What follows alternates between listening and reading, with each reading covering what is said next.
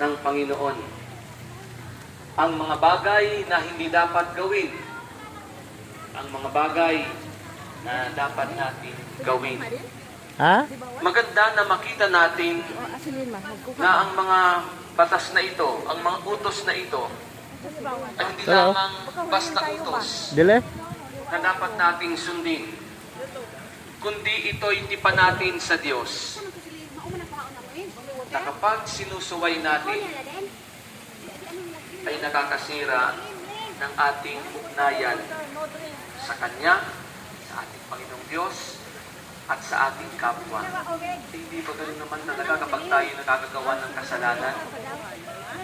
Kapag tayo masungit, di ba, sira ang ugnayan mo sa iyong kapwa sapagkat masama ang iyong ugali. Binibenta yung nandyan. Kapag ikaw ay nandaraya, nagsisinungaling, nasisira ang iyong kredibilidad, nasisira din ang ugnayan mo sa iyong kapwa, at higit sa lahat, nasisira ang iyong ugnayan sa Diyos dahil sa iyong pagkakasala.